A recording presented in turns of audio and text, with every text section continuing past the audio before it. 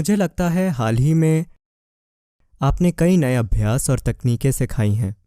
वे सभी तकनीकें लोगों की मदद करेंगी। कृपया उनके बारे में हमें कुछ बताएं।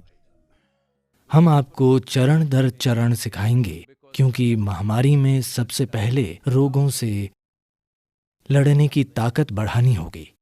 आज हार्वर्ड मेडिकल स्कूल में अध्ययन किया जा चुका है और पता चला है कि ये सरल प्रक्रिया सिंह क्रिया आपकी रोग से लड़ने की ताकत बढ़ाती है, आपके फेफड़ों की क्षमता सुधारती है और सिस्टम में ऑक्सीजन के बंटने का तरीका भी निश्चित रूप से बदलती है। अपना ऑक्सीजन का स्तर और रोगों से लड़ने की क्षमता, फिलहाल यही दो चीजें सबसे जरूरी हैं।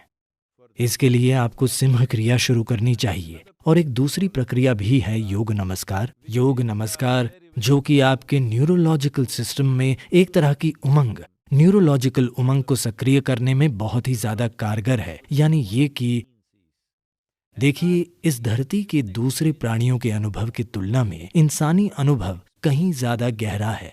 मुख्य कारण ये है कि हमारे न्यूरोलॉजिकल सिस्टम ज्यादा विकसित है। तो लोग अपने न्यूरोलॉजिकल सिस्टम को बेहतर बनाने की कोशिश या तो कॉफी पीकर या कोकेन या कुछ और सूंघ कर करते हैं, क्योंकि वे समझते हैं कि न्यूरोलॉजिकल सिस्टम को बेहतर बनाकर अनुभव शानदार होता है। यहाँ हम आपको कुछ सिखाएंगे। अगर आप ये कुछ हफ्ते करेंगे तो आप देखेंगे कि आपके न्यूरोलॉजिकल सिस्टम में उमंग होगी और आपके जीवन का अनुभव शानदार होगा। फिलहाल इस विशेष कार्यक्रम के लिए हम 4 सरल अभ्यासों पर ध्यान दे रहे हैं। एक अभ्यास मुख्य रूप से बीमारी से लड़ने की ताकत बढ़ाता है। दूसरा अभ्यास न्यूरोलॉजिकल सिस्टम में उमंग पैदा करता है।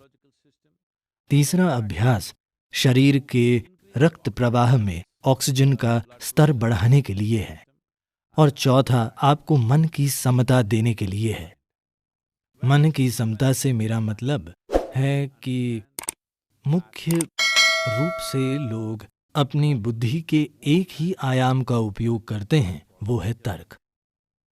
See right now, how many complex functions are happening on your cellular level? देखिए, अभी आपके सेल्यूलर स्तर पर कितनी जटिल चीजें हो रही हैं, कितनी रासायनिक गतिविधियां हो रही हैं, कितनी न्यूरोलॉजिकल गतिविधियां हो रही हैं। क्या आप ये सब कुछ सोच समझकर कर रहे हैं? नहीं, आपका तर्क ये नहीं कर सकता। बुद्धि का एक और आयाम पूरे सिस्टम में फैला हुआ है और सभी जरूरी चीजें कर रहा है। आपको सिर्फ छोटी छोटी चीजें मैनेज करनी पड़ती हैं, बाकी सब अपने आप हो रहा है। यदि आप बुद्धि के उस आयाम तक पहुंच जाएं, तो जीवन खेल बन जाएगा, न कि संघर्ष। ये नहीं हो रहा क्योंकि 2 समस्याएं हैं। एक बुनियादी समस्या ये है कि आपने अपनी पहचान शरीर के रूप में बनाई है। दूसरी मौलिक समस्या ये है कि आप अपने दिमाग में एक पूरी दुनिया बना लेते हैं।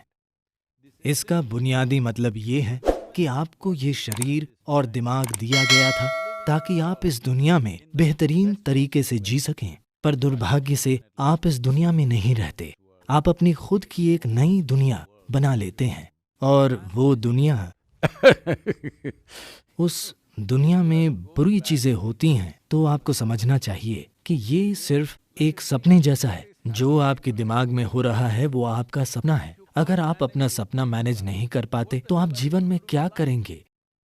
जीवन में कई चीजें शामिल हैं।